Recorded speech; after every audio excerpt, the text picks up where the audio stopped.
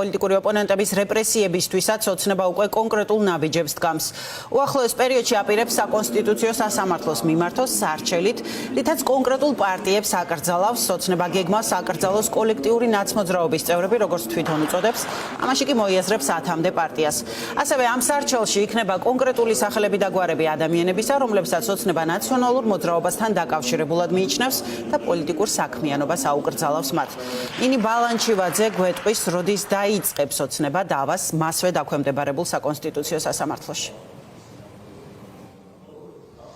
არსებობდა მოლოდინი იმისა, რომ ქართული ოცნება საკონსტიტუციო სასამართლოს პარტიების საქმიანობის აკრძალვასთან დაკავშირებით მიმართავდა დღეს სწორედ ამ მოლოდინს აჩენდა ირაკლი კობახიძის განცხადებები, თუმცა შალვა პაპუაშვილის თქმით ეს სარჩელი უკვე არის მზად, მიმდინარეობს დაზუსტებები ბოლო დეტალებთან დაკავშირებით და ამის შემდგომ ანუ კვირის ბოლომდე უკვე ისინი მიმართავენ საკონსტიტუციო სასამართლოს და ამასთან დაკავშირებით ქართულმა ოცნებამ დაანონსა, რომ იქნება სპეციალური განცხადება და ბრიფინგი, რაც შეეხება ამ სარჩელს ვინ იქნებიან ის პარტიები, რომლებსაც აეკრძალებათ საქმიანობა, ეს კითხვა აქტუალური არის წინა კვირის შემდგომ, მას შემდგომ რაც ქართულმა ოცნებამ დაჩქარებული წესით უკვე კანონები დაამტკიცა საქართველოს პარლამენტში ერთპარტიულად. დღეს ქართულ ოცნებაში საუბრობენ იმაზე, რომ ეს იქნება ყველა ის ოპოზიციური პარტია, რომელიც კავშირში არის ნაციონალურ მოძრაობასთან, ასეთად კი ქართული ოცნება მიიჩნევს პროდასავლურ ოპოზიციურ პარტიებს, შესაბამისად საერთოდ განსხვავებული პოზიციის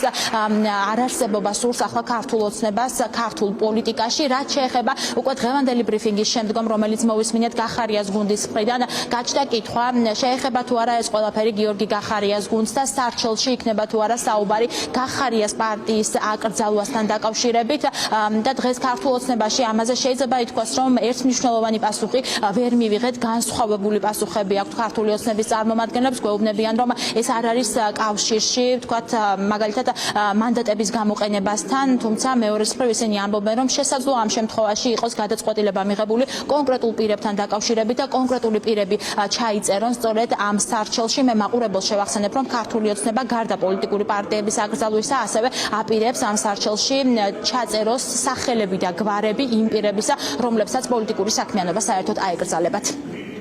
სარჩელი მზად არის, მიდის ბოლო საკითხების გავლა, თვითონ სარჩელთან დაკავშირებით იმისთვის, რომ იყოს უმაღლესი სტანდარტის სარჩელი, მათ შორის მნიშვნელოვანი პროცესი არის და ამ პროცესს რაც შეესაბამება ზუსტად იმის შესაბამისი სარჩელი უნდა იყოს. მიმდინარე კვირაში წარუდგენთ დემოკრატიის მტრებს არ უნდა ქონდეთ შესაძლებლობა, რომ დემოკრატიული პროცესი გამოიყენონ დემოკრატიის წინააღმდეგ. ვინც კოლექტიურ ნაცმოძრაობასთან იყვნენ დაკავშირებული, ანუ მსახურები რეჟიმი იყვნენ და რეჟიმს წარმოადგენენ, არ აქვს მნიშვნელობა რომელ პარტიაში იქნებოდა განფენილნი. გაკეთდება პერსონალური სია პარტიის აკრძალვასთან და იმის გარდა და შემდეგ უკვე იმსჯელებს სასამართლო ამასთან დაკავშირებით. გახარიას პარტიაც იქნება ამ სიაში. გახარიას პარტია, მე არ ვიცი ახლა გახარიას პარტიაში თუ არიან ისეთი ადამიანები, ვინც რეჟიმს ქმნიდნენ აი ამ 2003-დან 2012 წლამდე, ხო, ვიმსჯელებთ ამ თემას.